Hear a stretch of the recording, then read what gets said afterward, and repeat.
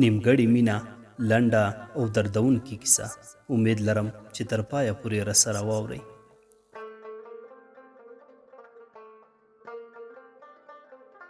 ساحل چې د موره یو ډېر نازولی و، خو د پلار له علاجه مرض یعنې سرطان یې له ده څخه د ژوند ټولې خوښۍ اخیستې وې.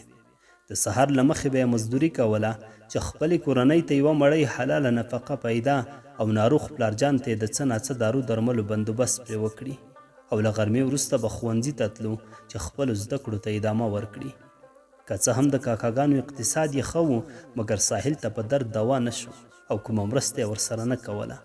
ډېر داسې کله هم کېدل چې دومره به مجبور شو چې چاته د پیسو لپاره لاس ونیسي، خو زړه نازړه به شو، هسې نه که څوک یې رانه کړي خجالته به شم.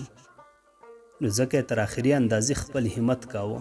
همدغه خواري او محنت و چې نوموړی تر 12م ټولګي ورسېده او فارغ شو.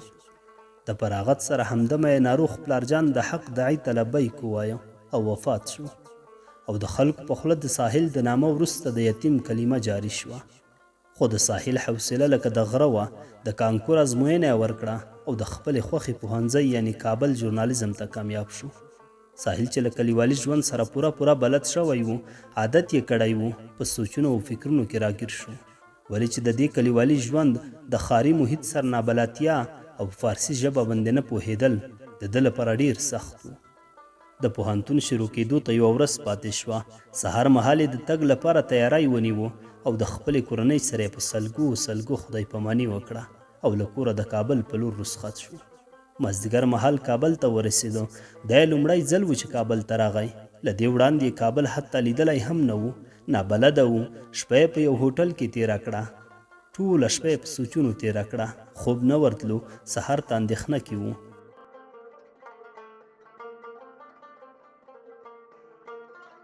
سهار شو. د هوټل والا څخه د پوهنتون ادرس واخیست.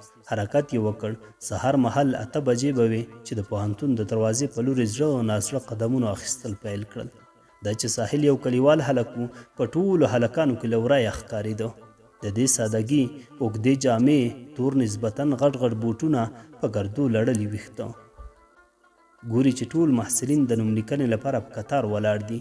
نوموړی هم په کتار کې په نوبت کې ودرېده. ګوري چې هلکان او نجونې خپلو کې سره ټوکې ټکالې کوي، خو ساحل خاموشه ولاړ و او د ویلې جرأت یې نه درلودو. ترڅنګ یې ګوري چې په بل کتار کې نجونې هم ولاړې دي. د ده په څېر هلته هم یوه د دنګې ونې والا، طلایي اوږده ویښتان، غټې سترګې، نرۍ ملا، غونډه منډه زنه، په قدرتونو جوړه جګه پزه، هسکه غاړه، له رنګه تکه سپینه جلکۍ چې هغه هم له ټولو متفاوته وه، د ساحل په څېر خاموشي اختیار کړې وه او په ځیر یې ساحل ته کتل. ساحل هم ورباندې سترګې خښې شوې، خو زر یې له شرمه سترګې ښکته واچولې. جرأت یې د بدو بدتر شو. خپلو ګوتو په شمارلو یې ځان مصروف کړ. دا چې په افغاني ټولنه کې ښځینه طبقې ته احترام یو څه زیات وي، نو د نوملیکنې مسؤلینو هم اړینه وبلله چې د نجونو کتار مخکې کړي. نجونې له نوملیکنې خلاصې شوې. په نوبت سره د هلکانو نوملیکنه شروع شوه. بالاخره د ساحل نوملیکنه هم وشوه او د محصلانو د مدیر لخوا ټولګي ته د درس ویلو لپاره راهنمایي شو. زړه نازړه د ټولګي په طرف قدمونه کېښودل. له ساحل 3-4 متره وړاندې یوه سرتور سر، اوږده ویښتو، تنګ پتلون لرونکې مېرمنه چې د دروازې په ټک ټک کولو سره ټولګي ته داخله شوه. وروسته پوه شوم دا استاد ګلالۍ وه. ساحل هم د ټولګي دروازې ته نږدې شو. زړه نازړه یې اجازه واخیسته او په لړزېدلې قدمونو زړه نازړه داخل شو. ګوري چې ټولګی له نجونو ډک دی. په تندي یې خوله راماته شوه، خو بالاخره ځان یې د ټولګي آخري چوکۍ چې خالي وه ور ورساوه.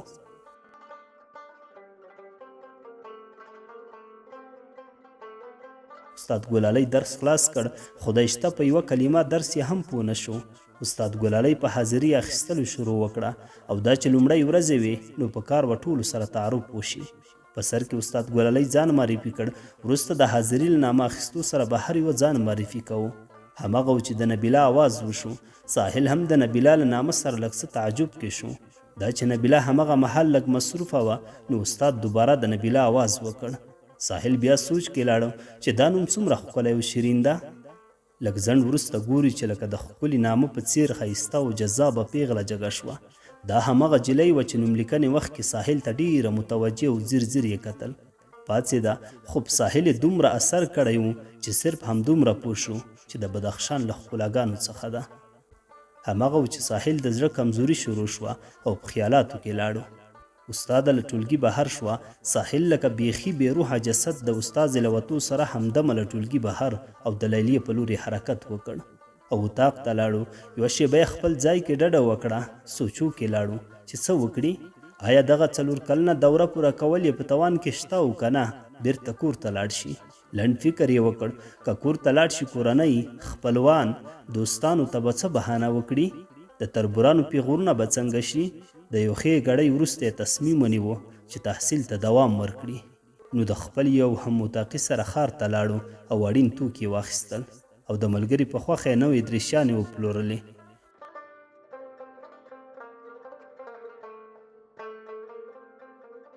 په نږدې 15 ورځو کې مکمل د ښار عادتونه، نوي سټایلونه او د ښاري هلکانو په څېر ځان تیار کړ. په دغه موده کې څه ناڅه بلد شوی و. د نوموړي اخلاق، سلوک او رفتار هغه څه و چې د ټولو ټولګیوالو په زړونو کې ځان ته ځای جوړ کړی و. لږه موده وروسته 3 نور هلکان، هر یو حامد، قنداغا او حمیدالله هم د ساحل ټولګي ته شامل شول. د هغوی په راتګ ساحل ډیر زیات خوشحاله شو، ولې چې ډیر زیات لیواله و چې د راز و نیاز او د گپ شپ ملګري پیدا شي. وختونه تیریدل. هر کله به چې استاد له درس وروسته له ټولګي بهر شو نو ساحل به ګردی میز جوړ کړو. چا به ټوکې ټکالې، شعرونه، ټپې، سندرې او چا به هم خواږه ترنمونه کول. ساحل ته چې خدای یوه ډیره ښه حنجره ورکړې وه، خپله شاعر هم و. د دې له ترنمونو به د سیم ټولو نجونو ډیر خوند اخیسته. ټولې به د دې په تلوار وي چې استاد بهر شي او ساحل بیا یو څه ووایي. ورځې همداسې تېرېدې. یوه ورځ حامد او حمیدالله نه و راغلي. د ګردي میز 2 چوکۍ خالي وې. استاد هم نه و. ساعت خالي و. ګوري چې د شا له خوا څخه د ساحل غږ د نجونو ټولګیوالو په منځ کې شروع شو. ساحل حیرانه شو. ګوري چې د دې د اواز ثبت شوی ترنم د نبیله د موبایل څخه په لوړ اواز چالان شو. ساحل ډیر شرمنده شو خو پام یې بدل کړ. نبیله د ساحل څنګ ته را روانه شوه. ساحل بیا خپل جرات له لاسه ورکړ او ځان یې په دروغو خپل موبایل کې مصروفه کړ. ګوري چې سونیا د نبیله د راز ملګرې هم د ساحل په لور حرکت وکړ. نبیله ډیره باجرته وه. د ساحل توجه ځان ته راواړوله او له ساحل څخه یې وپوښتل: ساحل جانه، نن ساعت خالی دی، کولی شي موږ ته ګردي میز کې ځای راکړئ؟ ساحل په بایللي جرات وویل: هو ولې نه، په 2 سترګو.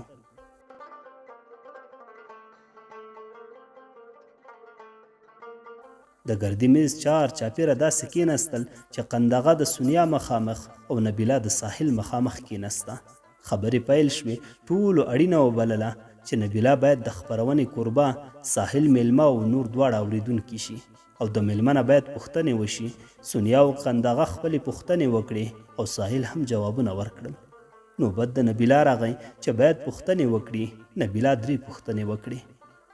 آیا مینه دې کړې؟ مین شوی؟ شاعري دې څومره وخت کیږي؟ او شاعري کې شاګردان قبلوي او که نه؟ ساحل هم د وروستیو 2 پوښتنو ځوابونه ورکړل، خو د لومړۍ پوښتنې جواب جرأت یې ونه شو کړلی. نور ډېرې کیسې سره وشوې، خو د بل ساعت لپاره استاد راغی او ټول د معمول مطابق خپلو ځایونو ته لاړل. د نبیله همدغې بېسارې ځوانۍ په ساحل باندې له لومړۍ ورځې د مینې فلسفې شروع کړې وې او پرې مین شوی و. او نبیله هم. خو د مینې د اظهار دا جرأت یو څه ستونزمن و. نه ساحل او نه هم نبیله د مینې د اظهار جرأت کولی شوی. بالاخره د دواړو ترمنځ ټلیفوني ارتباطات د سونیا په وسیله جوړ شول. تر دې چې داسې ورځ به هم راغله چې په ساعتونو به سره غږېدل. ورځ تر بلې په ساحل باندې د نبیله د مینې د جال اغیزې دومره شوې چې خلاصېدل یې ناممکن شول. د سونیا په واسطه د دواړو یو بل ته د مینې وړاندیز په لیکلې بڼه په لیکونو کې ولېږل شو. د لیکونو په خلاصولو دواړه حیرانه او د مینې په سمندر کې لاهو شول. په ټول پوهنتون کې د دواړو د مینې اوازې لکه د برق داسې خپرې شوې. د هر چا په خوله د دغه جوړه عاشقانو د مینې داستانونه او کیسې پیل شوې او په دواړو په بېسارې جوړه تبصرې کېدلې. چا به ویل ساحل خوشبخته دی، چا به ویل نبیله خوشبخته ده چې ساحل یې نصیب شو. خو د تقدیر فیصله د هیچ چا سوچ ته نه راتلله.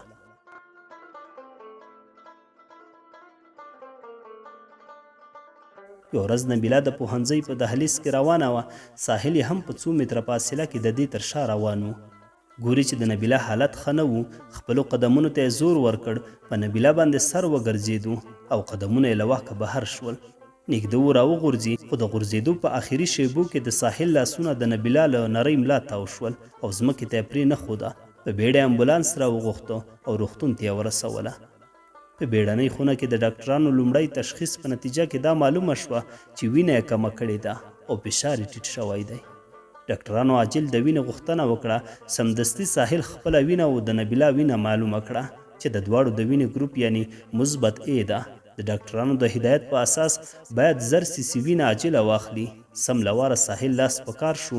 د وینې د بانک مسؤلینو ته یې د ځان نه د 1000 cc وینې اخیستلو غوښتنه وکړه، خو هغوی یوازې د 1500 cc اجازه ورکړه. یو خلطه وینه آماده شوه. په بیړه د بیړنۍ خونې ډاکټرانو ته ورکړه او ناروغ ته په تطبیق کولو شروع وکړه. ساحل لکه لیونی د ښار دوهم د وینې بانک ته ځان ورساوه. هلته هم وینه پیدا نه شوه.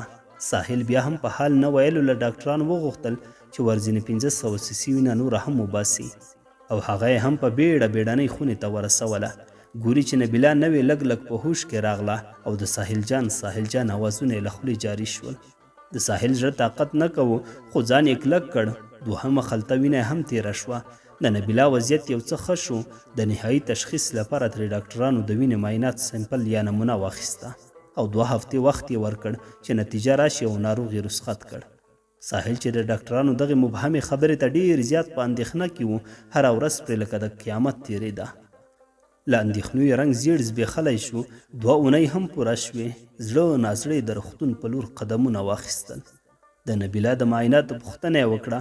د لابراتوار څانګې مسؤل هم په پاکټ کې بند شوي معاینات ساحل ته ورکړل او د انکولوژي متخصص ته یې رهنمایي کړ.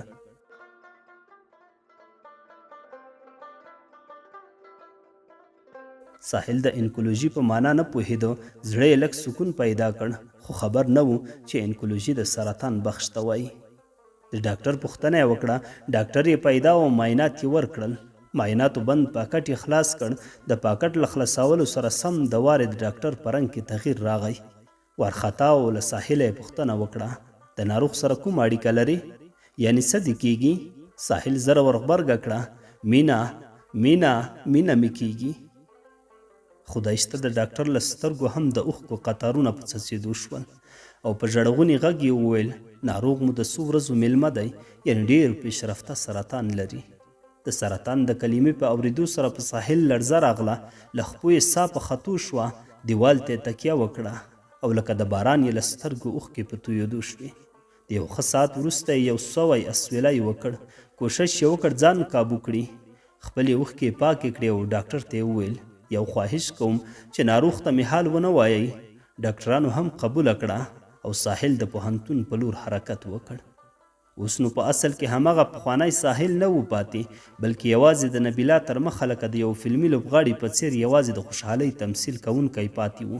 خپل ټول درد یې دننه په خپل زړه کې تېروه، ولې چې په دې باوري و چې نبیله یې د څو ورځو میلمه ده. ساحل د نبیله د اعتماد د پخولو لپاره د نبیله سره پرته له ځنډه کوزده وکړه او نبیله ته یې له پخوا څو چنده مینه ورکړه. یوه شپه د شپې ناوخته 1 بجه د ساحل موبایل ته زنګ راغی. ساحل چې له خوبه او د موبایل سکرین ته یې وکتل، ګوري چې شماره نابلده ده. موبایل یې پرې قطع کړ. دوباره بیا موبایل ته زنګ راغی. دا ځل بیا شماره نابلده وه. بیا یې اړیکه پرې کړه. ورپسې موبایل د پیغام لپاره وکړنګېدو. ګوري چې لیکل شوي و، د نبیله وضعیت ښه نه دی. زر یې دوباره ورته زنګ وکړ. ګوري چې د سونیا د ژړا آواز راځي.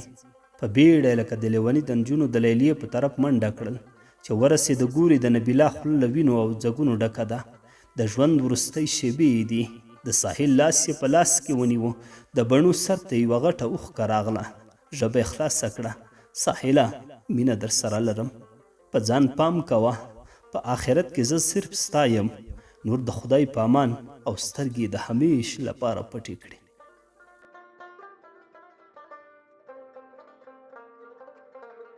که غږ مې اورې غږ را وکړه. که غږ مې اورې غږ را وکړه. د سر تبی دې ټکوم راغلی یمه.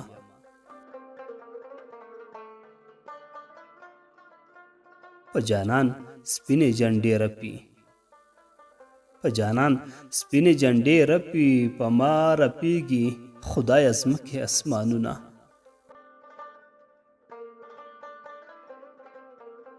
د قبر خوا کې ورته ناست یم د قبر خوا کې ورته ناست یم د خاورو زور دی لالی غږ نه راکوینه.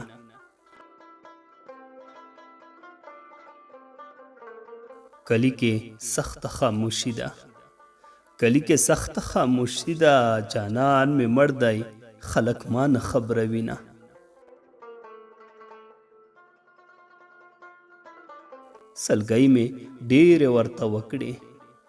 سلګۍ مې ډېرې ورته وکړې جانان مې سر له خاورو نه پورته کوینه.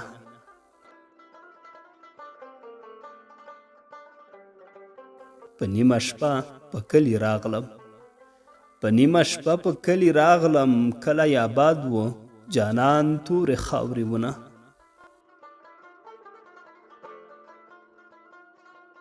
که حق بخې نو را بخی بیګا مې خوب کې درنه خړې اوبه وړینه.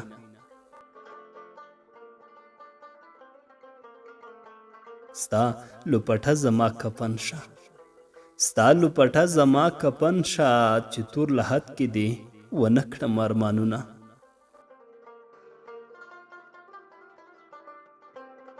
ستا دې قسم وي مرګه راشه کږه وږه ځواني مې خاورې کړه مینه.